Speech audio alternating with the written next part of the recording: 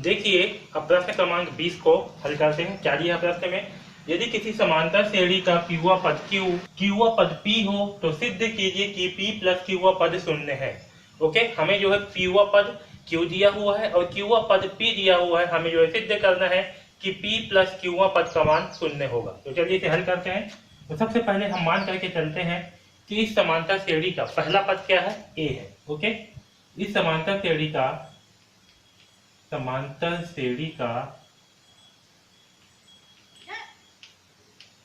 पहला पद, इसे क्या मान लेते हैं हम, ए मान लेते हैं। और इस समांतर श्रेणी का सर्वांतर को क्या मान लेते हैं, डी मान लेते हैं। ओके, अब देखिए हमें प्रश्न में क्या दिया है, हमें प्रश्न में दिया है इस समांतर श्रेणी का पीवा पद। तो हमें जो है समांतर श्रेणी का पीवा पद यानी कि एपी का मान क्या दिया हुआ है, क्यू दिया हुआ है। और हम जानते हैं कि समांतर श्रेणी का एनवा पद का मान क्या होता है, यानी कि ए एन बराबर होता है A plus N minus one into D.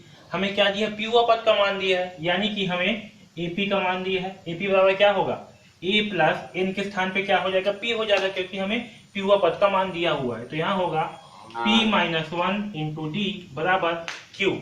Okay, इसे जो है समीकरण एक मान लेते हैं। इसी प्रकार से हमें क्या दिया हुआ है, हमें दिया हुआ है इस समांतर श्रेणी का क्या दिया है, हमें क्यूआ पद दिया है, क्यूआ पद। तो समांतर श्रेणी का क्यूआ पद यानी कि ए क्यू का मान क्या है, पी है। तो मैं डायरेक्ट इस फार्मूले पे मान रख दे रहा हूं। तो समांतर श्रेणी का क्यूआ पद यानी कि क्या होगा, A plus Q minus one into D बराबर पी। ओके, इसे जो है समीकरण दो मान करके चलते हैं। अब देखिए समीकरण एक और दो को घटाने पर क्या होगा, तो समीकरण एक व दो को घटाने पर, ठीक है। तो चलिए घटाते हैं समीकरण एक और दो को। समीकरण एक कितना है, A plus P minus one into D बराबर क्यू। और समीकरण दो है ए प्लस, समीकरण दो क्या है, A plus Q minus one into D बराबर पी। इसे घटाएंगे तो घटाएंगे क्या होगा, चिन्ह जो है नीचे का चिन्ह बदल जाएगा। एक के सामने धन का चिन्ह है तो हो जाएगा ऋण, यहाँ क्यू माइनस एक के सामने क्या चिन्ह धन का, तो यहाँ हो जाएगा ऋण। पी के सामने क्या का चिन्ह है, धन का, तो हो जाएगा ऋण। ओके, अब देखिए यहाँ पास क्या है, ए में प्लस है, इसमें माइनस है, ये दोनों हो जाएंगे कैंसल। और यहाँ क्या होगा, तो देखिए पी माइनस वन है, D minus Q minus one into D, इस प्रकार से है। यहाँ पास देखा जाएगा तो P minus one into D, फिर क्या है minus Q minus one into D है ऐसे। तो यहाँ से क्या करें, हम डी को कॉमन निकाल ले रहे हैं, क्योंकि डी क्या है, दोनों में है ना, और दोनों में इंटू के रूप में है। तो डी को क्या किए, बाहर निकाल लिए, यानी कि कॉमन निकाल लिए। तो यहाँ क्या बचेगा, पी माइनस वन, यहाँ क्या बचेगा, अब देखिए यहाँ क्या है, माइनस का चिन्ह है, ये दोनों किस में है, कोष्टक में है, और इसके सामने क्या है, माइनस का चिन्ह है। तो माइनस प्लस क्या होगा, माइनस, तो क्यू के सामने क्या है, प्लस है, तो माइनस इंटू प्लस क्या होगा, माइनस, क्या होगा, माइनस क्यू। यहाँ माइनस है प्लस, सॉरी यहाँ माइनस है, यहाँ भी माइनस, तो माइनस माइनस क्या होगा, प्लस, तो यहाँ आएगा प्लस एक। ओके, अब देखिए यहाँ पास माइनस एक है, यहाँ पास प्लस एक, तो इससे क्या हो जाएंगे दोनों कैंसिल। तो हमें क्या मिलेगा, डी पी माइनस क्यू। आया समझ में। तो यहाँ पास मैं क्या लिख रहा हूँ, direct D P minus Q बराबर हमें क्या प्राप्त होगा, क्यू माइनस पी। यह क्यू और ये माइनस पी, तो माइनस पी। आया समझ में। तो यहाँ से हमें डी का मान क्या प्राप्त होगा, क्यू माइनस पी बराबर पी माइनस क्यू। ओके, अब देखिए यहाँ से डी का मान क्या प्राप्त होगा, क्यू माइनस पी बटे पी माइनस क्यू। अब देखिए जो ऊपर की संख्या है क्यू माइनस पी, यहाँ से हम क्या करेंगे, माइनस एक जो है बाहर निकाल लेते हैं। तो हमें डी का मान क्या प्राप्त होगा, तो यहाँ से क्या किए, माइनस एक बाहर निकाल लेंगे, ठीक है। अब देखिए एक क्यू के सामने क्या का चिन्ह है, धन का चिन्ह है। इस क्यू के सामने क्या का चिन्ह है, धन का। तो जब यहाँ से हम माइनस एक बाहर निकालेंगे तो धन है, तो क्या हो जाएगा, ये ऋण हो जाएगा। क्यू क्या हो जाएगा आपका, ऋण। और ये जो पी है इसके सामने क्या का चिन्ह है, ऋण का, तो ये क्या हो जाएगा, धन। आया समझ में। यहाँ पर ऐसे बटे क्या है, पी माइनस क्यू, तो यहाँ होगा पी माइनस क्यू। देखिए अगर हम इस माइनस एक का गुणा इसके साथ करेंगे फिर से वापस अंदर में इस ऊपर की संख्या के साथ, तो क्या होगा, माइनस इंटू माइनस, ये हो जाएगा प्लस क्यू होगा। फिर माइनस इंटू प्लस, तो क्या होगा, माइनस पी। है समझ में। तो हमें जब माइनस एक का हम गुणा करेंगे तो हमें क्या प्राप्त होगा, क्यू माइनस पी ही प्राप्त होगा, ठीक है। यानी कि इसका जो रियल मान है उसमें कोई भी चेंजेस नहीं आया है। ओके, हम यहाँ से क्या किए हैं, माइनस चिन्ह को बाहर निकाल लिए। तो जब माइनस निकालते हैं तो चिन्ह क्या होता है, बदल जाते हैं। जो धन होगा वो आपका ऋण हो जाएगा और जो ऋण होगा वो धन हो जाता है समझ में।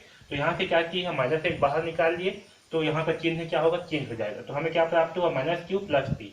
ओके, तो यहाँ से हम d का मान को क्या लिख सकते हैं, d बराबर जो है हम लिख सकते हैं p plus Q, sorry p minus Q minus 1 और p माइनस क्यू बटे p माइनस क्यू। इस तरह से भी हम क्या कर सकते हैं, लिख सकते हैं। इस q को बाद में जो है लिख दिए और p को पहले लिख दिए। ओके, अब देखिए यहाँ से क्या होगा, p माइनस क्यू से p माइनस क्यू हो जाएगा कैंसल। तो यहाँ से हमें d का मान क्या प्राप्त हुआ, -1 जो है प्राप्त हुआ d का मान। ओके, अब इस d के मान को जो है समीकरण 1 में रख देते हैं। तो d का मान समीकरण 1 में रखने पर